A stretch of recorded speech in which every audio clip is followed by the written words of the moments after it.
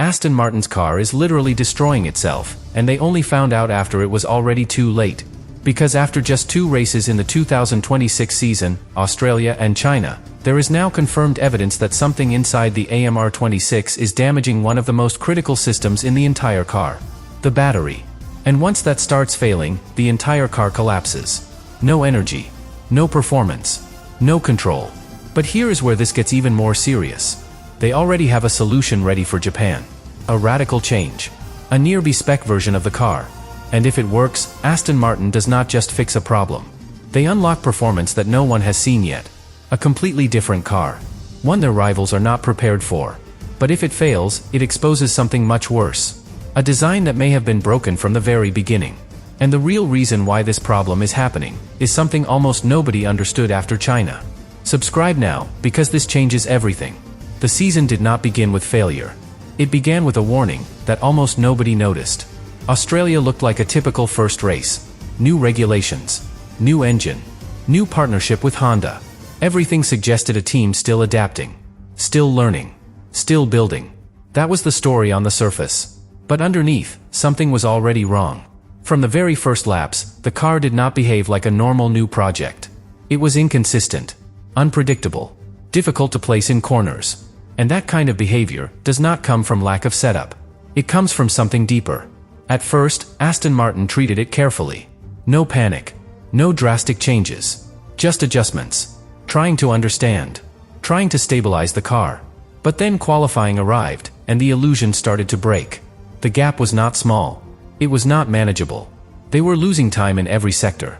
And when a car is slow everywhere, it tells you something very clear. This is not one problem. This is a system that is not working together. But here is where things get more revealing. Because in the race, they did not push. They held back. They managed the car, protected components, avoided stressing the system. And teams do not do that in race 1, unless they already know something is wrong. And that is exactly what was happening. Because internally, Aston Martin was not focused on performance. They were focused on survival. And that changes everything. Because when a Formula 1 team prioritizes survival over speed, it means the problem is already serious. But China is where everything collapsed. Because instead of improving, the situation escalated. Both cars out. Different failures. Same underlying pattern. And that is when it became impossible to hide. Because when 2 completely different race weekends produce the same result, it is no longer coincidence. It is design. And this is where the real story begins.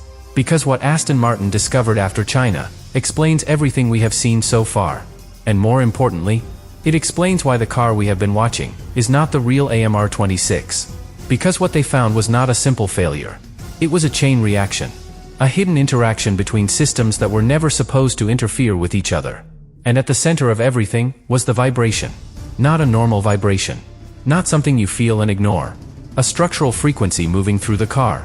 From the Honda power unit, into the chassis, directly into the battery. And once they traced it, everything made sense. Because that vibration was not just affecting comfort. It was damaging the energy storage system itself. And that is the moment where the situation becomes critical.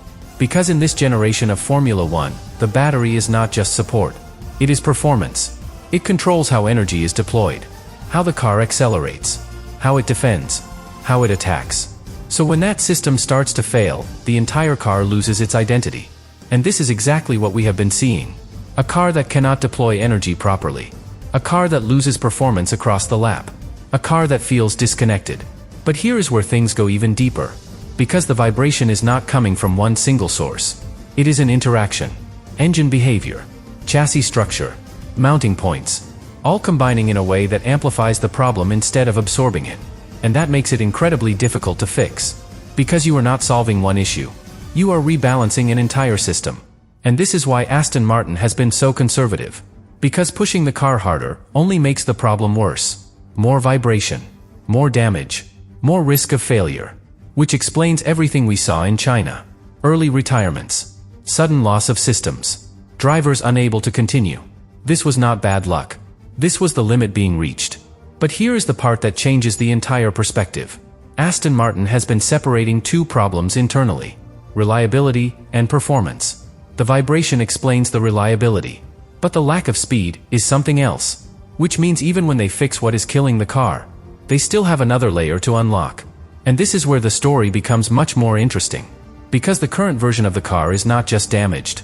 It is restricted. They are not using full energy deployment. They are not pushing the limits of the system. They are holding back, on purpose. And that means something very important. The performance we have seen so far is not real. It is limited, controlled, artificially reduced to protect the car. And now, with Japan just days away, that restriction is about to be challenged. Because Aston Martin is no longer trying to understand the problem. They have identified it. Now they have to decide how far they are willing to go to fix it. And that decision will define everything that happens next. And this is where Aston Martin faces the most difficult decision of their entire season. Because now they know what is killing the car. They understand the vibration. They understand the damage. They understand the limitation. But understanding the problem is the easy part. Fixing it is where everything becomes complicated. Because the solution is not clean. It is not isolated. It does not come without consequences. To stop the vibration from destroying the battery, they have to change how the entire system interacts. New mounting. New structural behavior. New way of absorbing forces inside the chassis. And that sounds simple, until you realize what that actually means. Every change affects balance. Every adjustment shifts weight. Every modification alters how the car behaves at high speed. So now, Aston Martin is not just fixing a problem. They are redesigning how the car feels. How it responds. How it behaves in corners where precision is everything. And that leads to the next layer. Because once you change the structure, you affect the aerodynamics. Airflow around the floor. Stability through fast sections. Consistency under load. And suddenly, the entire aerodynamic platform needs to be re-understood. Which is something they have not had the chance to do properly yet. Because they simply have not had enough clean laps. Not enough data. Not enough time. And this is where the risk becomes unavoidable. Because what they are bringing to Japan is not fully validated. It cannot be. There has not been enough running. Which means they are going into Suzuka with a version of the car that still carries uncertainty. And Suzuka is the worst place for uncertainty. High speed commitment. Rapid direction changes. Corners where the car must be perfectly stable, or it fails instantly. There is no hiding there. No masking problems. No compensating through setup. If something is wrong, Suzuka will expose it immediately. But this is exactly why Aston Martin is taking the risk. Because they no longer have a choice. Staying conservative means staying slow. Staying limited. Staying behind. So they have decided to push forward. To accept the uncertainty. To bring a version of the car that could either unlock everything, or confirm their worst fears. And this is where another hidden factor comes into play. Driver trust. Because up until now, the drivers have been reacting to the car. Correcting it. Managing it. Never fully committing. And in Formula 1, that costs time everywhere.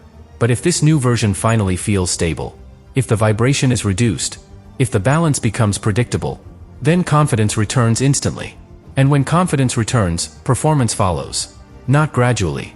Immediately. Because the driver stops holding back. Stops compensating. Starts extracting everything. And that is when the car finally shows what it is capable of. But if that confidence does not come back, if the car still feels unstable, if the same issues remain, then no upgrade will save them. Because the limitation is no longer technical. It becomes psychological. And that is even harder to fix. So now everything comes down to one moment. The first real push lap in Suzuka. Because in that moment, with full commitment, with no holding back, we will finally see the truth. Not the version Aston Martin has been protecting. Not the version they have been managing. The real one. And the question is no longer whether they can fix the problem. The question is whether fixing it reveals a competitive car. Or exposes that the real problem was never just the vibration. And this is where the truth becomes impossible to hide. Because everything we have talked about, every issue, every limitation, every hidden layer, leads to one final realization. Aston Martin has not been racing their real car. Not once. Not in Australia. Not in China. What we have seen so far is a restricted version. A controlled version. A car operating below its intended limits, just to stay alive. And that changes how we interpret everything. The lack of pace. The strange behavior. The retirements. None of it reflects the true potential of the AMR26. It reflects a car that has been held back by something that was literally damaging it from within. But now, that excuse disappears. Because once you identify the problem, once you understand what is causing it, there is nowhere left to hide. Japan removes that safety net. Because this is no longer about diagnosing. It is about execution. And in Formula One, execution is everything. Because you can have the right solution, the right theory, the right data, but if it does not work on track, none of it matters. And this is where the pressure reaches its peak. Because Aston Martin is not just bringing a fix. They are bringing an answer. An answer to months of development. To a completely new philosophy. To a car that was designed to be competitive from the start, but never had the chance to prove it. And now, Suzuka becomes the test that defines all of it. Because if the car finally runs freely, if the vibration is under control, if the battery survives, if the energy system delivers what it was designed to deliver, then everything changes instantly. The narrative shifts. The performance appears. The team moves forward. And suddenly, those first 2 races mean nothing. Just noise. Just a distorted version of reality. But if that does not happen, if the same issues appear again, if the car still looks unstable, if performance is still missing, then the conclusion is unavoidable. This is not a temporary problem. This is a fundamental flaw. And that is the line Aston Martin is about to cross. Because there is no middle ground left. No more time. No more controlled runs. No more hiding behind reliability. Suzuka will show everything. And in that moment, when the car goes through the high-speed corners, when the driver commits without hesitation, when the stopwatch delivers its answer, we will finally know. Not what Aston Martin hoped to build. Not what they promised. But what they actually created. And the real question, the one that has been building since the first lap in Australia, is about to be answered. Was this car ever truly ready? Or are we about to watch the moment where Aston Martin realizes it never was?